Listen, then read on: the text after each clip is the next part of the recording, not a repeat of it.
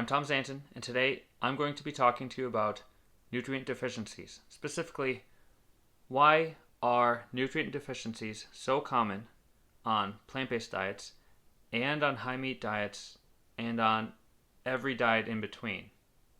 How does that make sense?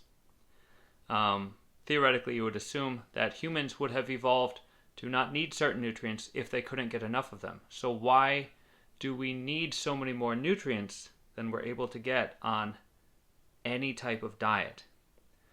So I've compiled a list of nutrients that tend to be low on high meat diets and nutrients that tend to be low on plant-based diets, and some nutrients happen to be on both lists, which would imply that maybe they're important and that there's some big reason why no one can get them.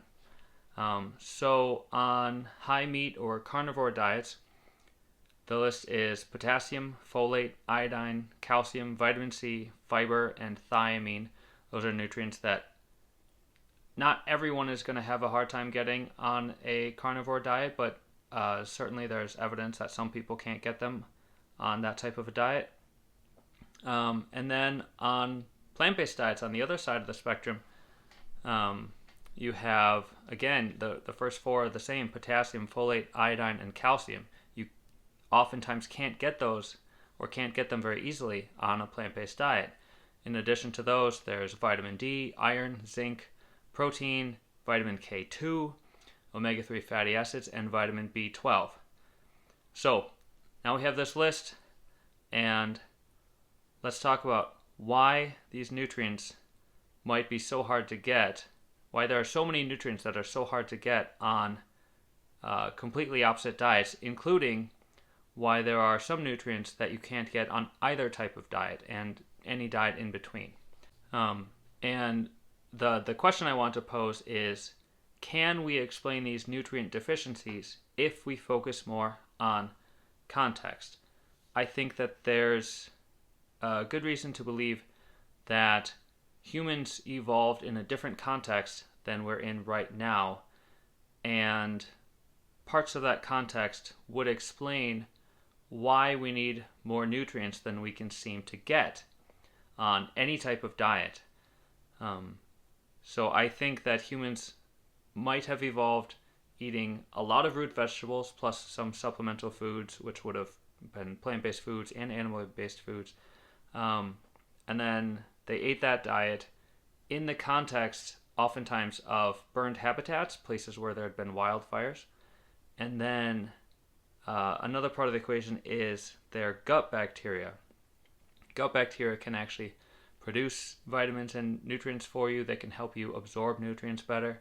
So I think, these three components helped humans get the nutrients they needed in the amounts they needed. And the fact that we're out of that environment now, we're outside of that context now, I think might help to explain why so many diets are deficient in nutrients. And there are some nutrients that you can't get just about on any diet. So I made this list I compiled a list of all the nutrients that are both from that are deficient on high meat diets and also on plant-based diets.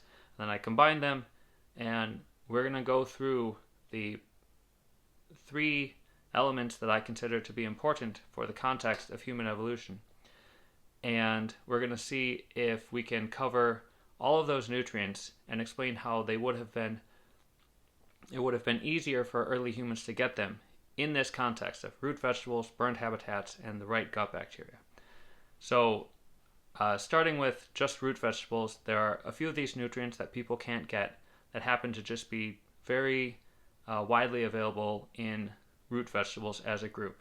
Nutrients like potassium and vitamin C and fiber and probiotics. The reason why I separate fiber and prebiotics is that starch, even in root vegetables, can feed your good gut bacteria if you get it down there. We'll talk more about that later. I'll go into more detail about all of these nutrients in different videos, but I wanted to give a broad overview for right now, so that people can see the general picture of how I see this. And then, I encourage people to leave comments if they think I've missed something, There are certainly nutrients that I won't cover that might be worth discussing. But for now, I think this gives us a good starting point of nutrients, how this sort of context might have influenced our nutrient needs. So to start with, root vegetables are a good source of potassium, vitamin C, and fiber / prebiotics. On top of that, root vegetables tend to be easier to absorb nutrients from than specifically other plant-based groups like grains or beans, because root vegetables have less phytic acid in them, and that can help you to absorb more minerals from the root vegetables than, say, from grains. And this can improve the absorption of minerals like iron and zinc and calcium, and I think some other minerals too, maybe magnesium and I'm sure phosphorus because of the phytic acid. Some of these nutrients would be better absorbed from root vegetables than from other plant-based sources, at least. On top of that, some of these nutrients actually would have been pretty easy to acquire throughout evolutionary history, no matter what diet you were on. I just want to quickly get those out of the way. Vitamin D, you make it from the sun. If you're in Africa, outside all the time, you would easily get your vitamin D no matter what diet you were on. Vitamin B12, similar thing.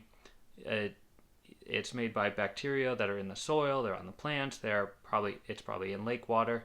Realistically, if you're not living in a modern, sanitized world, you're probably getting enough vitamin B12 no matter what diet you're on. There are some nutrients that would seem to be absorbed by the root vegetables from the soil better in burned habitats after a wildfire, because wildfire can actually change the composition of the soil.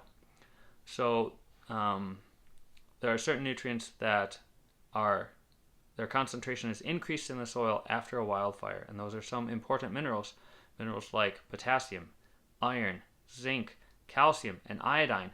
These are all minerals that a lot of people have a hard time getting enough of them, and that's almost regardless of what diet people are on. So then how would have early humans gotten them? Well, I think it's at least possible to say that we got those minerals from root vegetables because we were living in habitats where the soil would have had an increased concentration of all of these nutrients. On top of that, once you add in the piece about gut bacteria, your gut bacteria should be able to do certain things for you, help you absorb certain things, help make certain things for you. A cow's gut bacteria, for example, can make B vitamins and proteins. So, that's something interesting to note. It's not just about what's in the food, it's also about what happens with your gut bacteria, what sort of nutrients your gut bacteria can produce. So there is an important type of gut bacteria called bifidobacteria, which is the most common for a lot of people when they're really young and healthy. Like breastfed infants have up to 90% or more of their gut bacteria composed of bifidobacteria. And bifidobacteria can do a lot of things for you. One of the things is it can help you absorb certain nutrients better. Nutrients like iodine and iron and calcium, which I think helps explain how we would have gotten those minerals throughout evolutionary history, but why people can't get them now, because people tend to not have very much bifidobacteria once they go onto their adult diets. There are also nutrients that need to be converted from one form to another. Nutrients like vitamin K1 needs to be converted into vitamin K2, and bifidobacteria happens to be good at converting vitamin K1 into vitamin K2. And bifidobacteria also helps convert plant-based omega-3 fatty acids like ALA, found in nuts and seeds, into DHA, the kind of omega-3 fatty acid that you need in your brain. So I think it's pretty convenient that bifidobacteria is able to improve absorption of some nutrients and help convert some other nutrients. And on top of that, bifidobacteria is even able to produce some nutrients, some B vitamins like folate and thiamine, and some proteins like methionine, threonine, leucine, and lysine. Some of the very amino acids that you would expect would be a little bit low, or could be a little bit low, on a mostly plant-based diet revolving around root vegetables. Not entirely plant-based. Early humans would have eaten whatever they could get their hands on. But, if there were times when they were eating mostly plant-based and they were eating a lot of root vegetables, it would have helped for their gut bacteria to be evolved to produce the amino acids that might be low. And it seems like that's exactly what happened. I also want to point out that I mentioned that cows' gut bacteria will produce things like B vitamins and protein. And it turns out that our gut bacteria can produce things like B vitamins and protein. I think that's pretty convenient, don't you think? So, when you take all those things together, nutrients that are high in root vegetables or easily absorbed from root vegetables, some of the nutrients would have just been easy to acquire throughout evolutionary history. Some nutrients would have been increased in the soil after wildfires, and some of them would have been either absorbed better with the bifidobacteria, or bifidobacteria would have helped convert them to the source, to the kind of nutrient that we needed, or bifidobacteria would have just produced the nutrient for us all by itself. I think that context helps explain how we would have gotten all of these nutrients in the amounts that we needed them, and also why we can't get all of them today on just about any type of diet. Some of the ones I listed that you can't get on either side of the spectrum are potassium, folate, iodine, and calcium.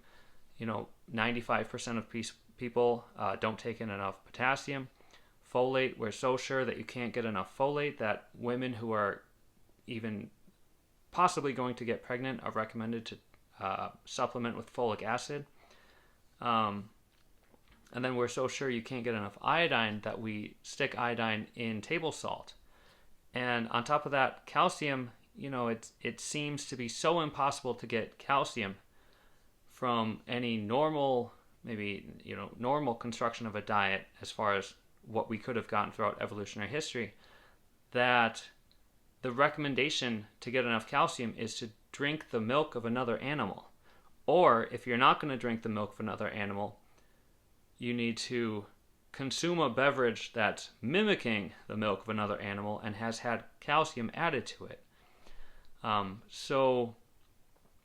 To me, that just seems so weird, that there are all these nutrients that we can't get enough of, so much so that we tell people they have to take them, or we put iodine right into table salt, and we don't even really give people much of a choice. So I think it's weird that we don't get enough nutrients, but I think it makes a little more sense when you consider the possibility that we might just be in the wrong context relative to how humans would have evolved. And I think that would help explain why diets throughout the spectrum, from all meat to no meat, and all diets in between, can be deficient in so many nutrients, and some of those diets some of the nutrients are missing from every diet, which doesn't seem to make sense, really, if you think about it. So I know one of the questions that a lot of people will have when I say that I think root vegetables were one of the most important foods that people ate is, how would people have controlled their blood sugar if they were eating tons and tons of root vegetables, because they're full of starch? So our next video is going to be talking all about how early humans would have controlled their blood sugar eating lots and lots of root vegetables. I hope you join me for that one. I'm going to be talking about both sides of blood sugar, sugar going into your blood and then sugar coming out of your blood. And if you don't really know what I mean by that, then you'll definitely want to tune in to find out, and it will be hopefully very informative for you. Thank you for watching, and I hope you like and subscribe, and I'll see you in the next one. Thanks.